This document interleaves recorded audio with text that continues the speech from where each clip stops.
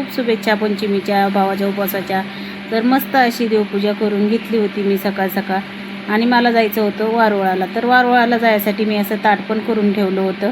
तर अशा प्रकारे आमच्या इकडं असं ताट करतात आणि अशा पद्धतीने वारुळाला जातात।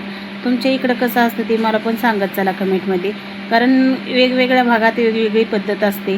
तर आमच्या भागात अशा पद्धतीने आम्ही ताट करतो आणि जातो वारुळाला।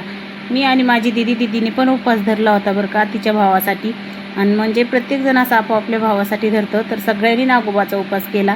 आणि ह्या माझ्या जाऊबाईन त्या आधी पुढे गेल्या होत्या। तर नंतर मी मागून आले होते, कारण माझा आवरायला थोडा टाईम होता। तर आम्ही सगळेजणी आलो आणि अशी पूजा करून घेतली, कारण आम्ही सगळेजणी कुठेही जाताना सोबतच जातो। तर अशा प्रकारे इथं वारुळाची पूजा चालली होती। तर त्या आधी आल्यामुळं त्यांच्या आधी चालली होती, तर मी पण लगेच पूजा करायला घेतली। तर आमच्या इकडं अशी पूजा करतात, तुम्ही कशी करता ते सांगा। तर आम्ही असे थोडे 5 खडे, मी लगेच खडे गोळा करायला लागले। तर तुम्ही म्हणता ताई खडे कशाला? तर आमच्या इकडं अशी पद्धत आहे की 5 खडे घ्यायचे, 5 काटक्या घ्यायच्या आणि मग त्याची पूजा करून वारुळाला आपलं वस्त्र वगैरे तिथं लावून पूजा करायची असते। त्याच्यामुळे मी आधी 5 खडे घेत होते। तोपर्यंत आमच्या जाऊबाईची चालली होती पूजा। जाऊबाईनी 5 काटक्या घेऊन त्यांची पण पूजा चालली होती। तर मस्त अशी आम्ही सगळ्याजणींनी पूजा करून घेतली। तर मला उशीर झाल्यामुळं मी जरा नंतरच गेले होते। तर पहा किती छान वारुळ आणि सगळ्या सुवासिनी एका जागेवर असल्यावर वेगळाच आनंद असतो। तर आम्ही सगळ्यांनी पूजा वगैरे करून घेतलं आणि मस्त आमचं चाललं होतं लगेच पूजा करायचं। तर दीदीला पण मी पूजा करायला सांगत होते। दीदीने मग पाण्यास तांबे वगैरे आणलेला होता। तर मी देवाची पूजा व्यवस्थित करून घेतली। तर अशा प्रकारे वारुळाची पूजा करतो। तुम्ही कशा प्रकारे करता ते मला कमेंटमध्ये नक्की सांगत चला। आपले व्हिडिओ तुम्हाला कसे वाटतात ते पण सांगा। तर मी वारुळाला दूध ओतून घेतलं नागोबासाठी, दूध पाणी ओतून घेतलं आणि पूजा चालली होती।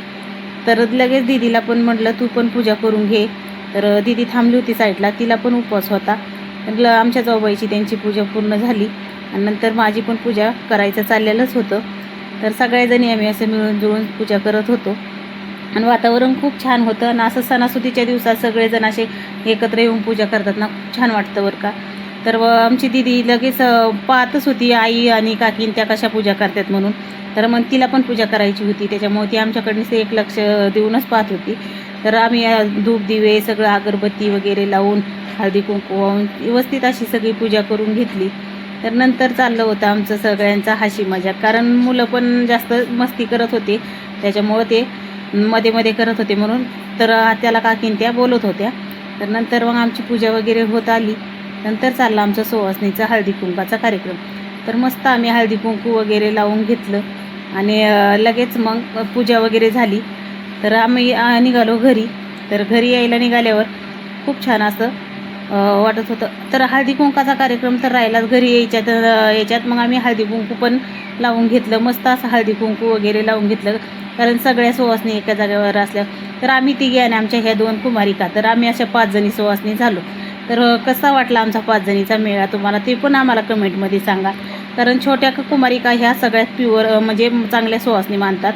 तर अशा सुवासिनीचा कार्यक्रम चालला होता हळदी कुंकाचा। मस्त असं हळदी कुंकू वगैरे लावून घेतलं आणि दीदी तर जास्त मस्ती करत होती, काकीला त्यांना जास्तच हळदी कुंकू लावित होती आणि ती मेहंदी लावलेली सगळ्याला दाखवत होती। आम्ही तर काही मेहंदी लावली नव्हती, तर तिला मेहंदी लावलेली खूप आनंद वाटत होता आणि आम्ही लावली नव्हती, तर त्याच्यामुळे आम्हाला ती चिडवत होती। तर मस्त असा आमचा सगळा कार्यक्रम चालला होता। तर खूप छान लगेच आम्ही सगळ्यांनी हळदी कुंकू लावून मी त्यांचे दर्शन घेतले, कारण त्या माझ्यापेक्षा मोठ्या आहेत दोघी पण। आणि मग त्यांचं दर्शन मी म्हटलं आता तुम्हाला इथं मी बसूनच घेते, कारण मला ते हसत होते माझी तब्येत जास्त असल्यामुळं। तर पहा तुम्हाला आपला व्हिडिओ कसा वाटला ते, आणि आपल्या व्हिडिओला जास्तीत जास्त सपोर्ट करत चला। नंतर मी आले घरी आणि चाललं होतं फराळाची तयारी। तर शाबूची खिचडी करायसाठी मी शेंगदाणे वगैरे फोडून घेतले आणि दीदीला पण उपवास होता, तर तिला भूक लागली होती। आणि वातावरण तर इतकं छान होतं ना, पण पाऊस काय येत नव्हता आम्हाला।